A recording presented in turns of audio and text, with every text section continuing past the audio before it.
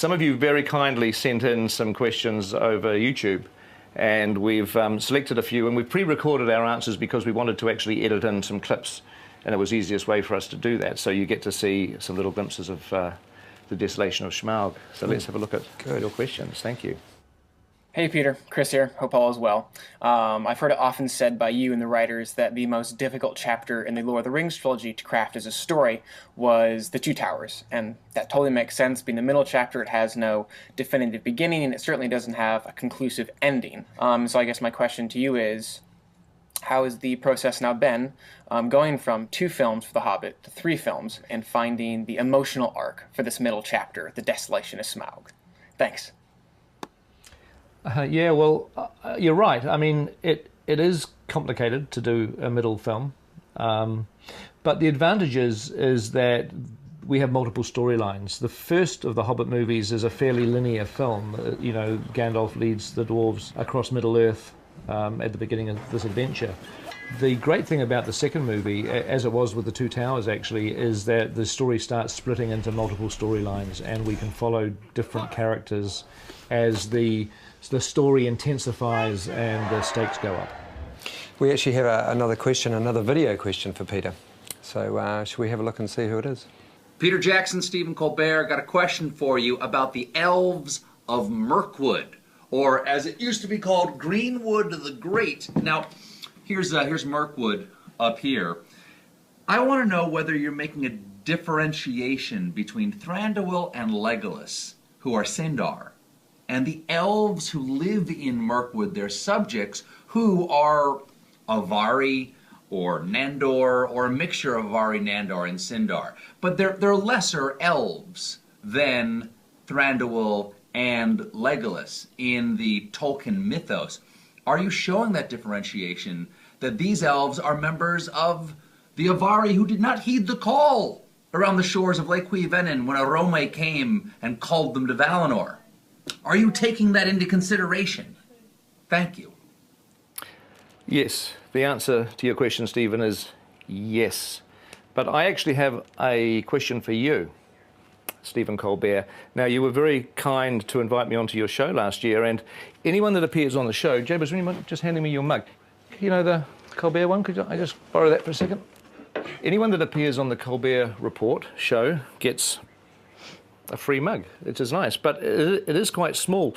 And when I was sitting at the table being interviewed, there was a much bigger mug sitting there. And so I just happened to walk out with the largest size mug. I don't quite know how it happened, but this is the one that was on the table. This is the one that your guests drink out of on air. Now, can you see the difference? That basically the one that you give away for free has got dishwasher-proof ink on it. The white ink stays. The one that your guests drink out of, we've had this through the dishwasher maybe once or twice, and it just washed away.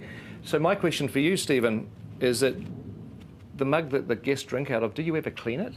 Do you ever worry about spreading germs? Yeah, when Peter steals something, he likes it to be of a certain quality. Well, I didn't steal it, Jabez. I mean, I just happened to find it in my hand when I walked out of the building onto the street. I didn't know how that happened. But it is, I mean, apart from that, it does taste quite nice, the tea. Right, even if it happens to be second-hand, perhaps. Yeah. Well, actually, we do have another special guest, another surprise guest video. So I think we should probably have a look at that, see who it is.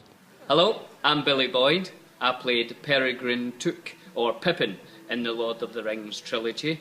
So I'd like an answer to a question.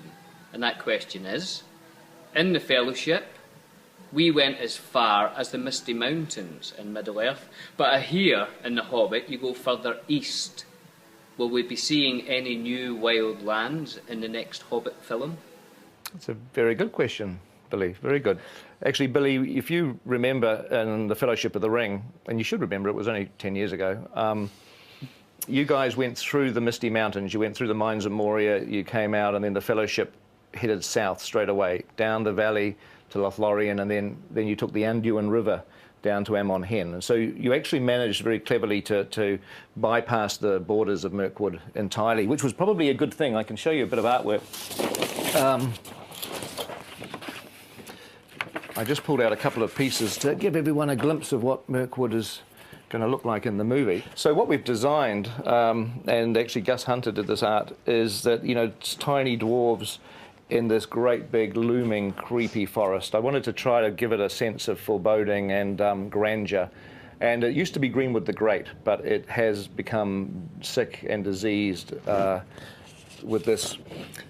The Fortress of Dol Guldur is like spreading evil through the forest. And this is another view. There's dwarves there, and there's a broken bridge, and they have to figure out a way to cross the stream in Mirkwood. So yeah, I think that's going to be it's going to be an interesting environment. One of the scarier parts of the story. Indeed. Hey, so Jed, thank you very much for Thank you, Peter. being and helping me get through this. You're welcome. Jabbers, thank you. And I wanted to thank the fans and, of course, Peter for taking your time out of your busy schedule editing the film to be with us. Great.